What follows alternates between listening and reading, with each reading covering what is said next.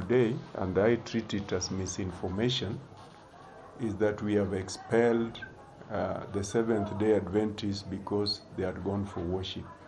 I want to say that that is misinformation, because I have 1,780 students and only 17 are out of school for defying lawful orders or directives.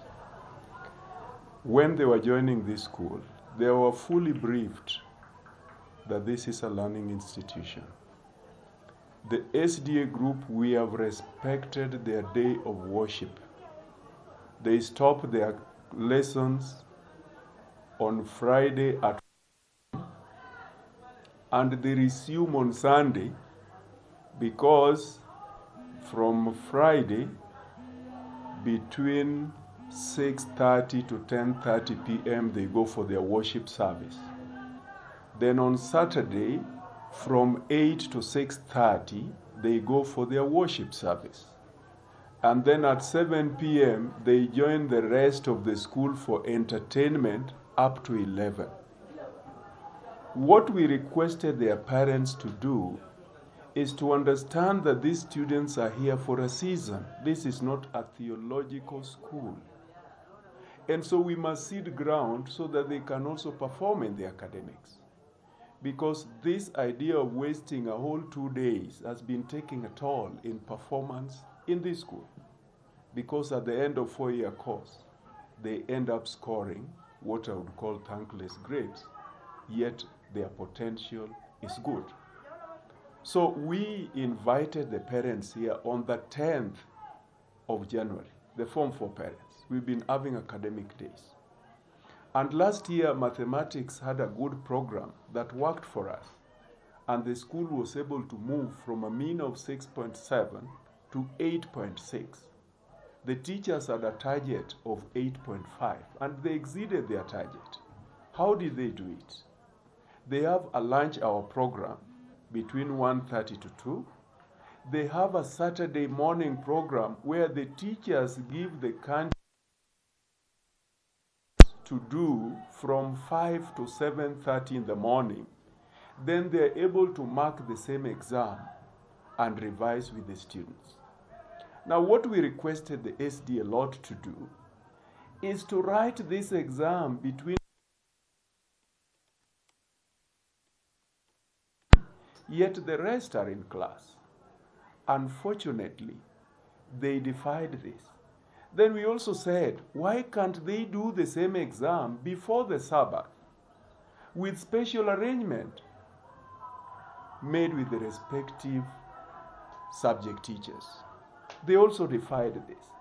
Then we said, why can't they forfeit their entertainment of Saturday evening, because they have already wasted 2 nights? Instead of going for entertainment between 7 to 10 in the night, they can now go to class, compensate by writing the exam, and then the teachers mark. Then they see how to consult with the same teachers at their convenience. This has also become a tall order because they believe they have a right to entertainment. We cannot run several schools in one, because then the Muslims will say there will be no classes on Friday.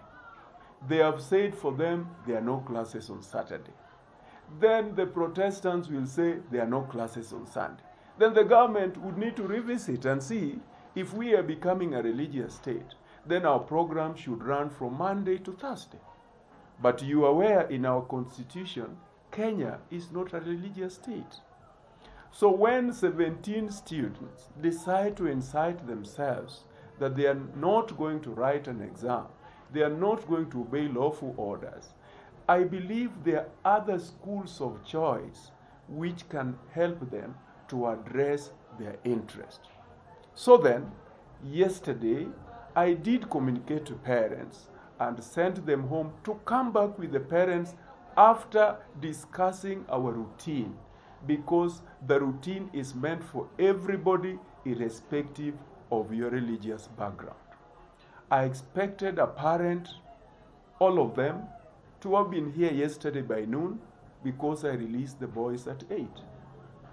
Instead, they have walked around, And up to now, as I talk to you, they have not come back to school.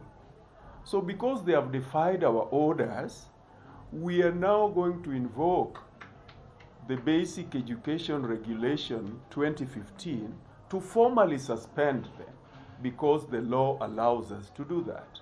So we will suspend them for 2 weeks, then they can now come and appear before the board. But from where I stand, I meant well for them, and that informs the reason why I neither suspended them nor expelled them. I excluded them for a few hours so that they would be back to school. And we've been very kind to them. The 17 students alone have not paid fees. Out of them, only 2 students have paid fees. And this is the 3rd week of the term. I've never sent them home for fees. And outside there, you will confirm that no student of Kabianga school has been sent home for fees, not even one. And on Saturday, I was so touched when I saw one of my students highlighted a needy case who had not joined Form 1. And we went out of our way. We sought for this child from the village of Kisumu, and the young man is in school, having not paid fees, but we are happy that we are giving him a future. So I want to say this: the school cannot run several schools in one. And we cannot have special routine for given students that we want to do partial kind of administration. We are appealing to the parents to understand that they are wasting the students' useful time by keeping them at home. Instead, they must come, we reason together, but there'll be no double standards about this. The students must write the examination. Thank you.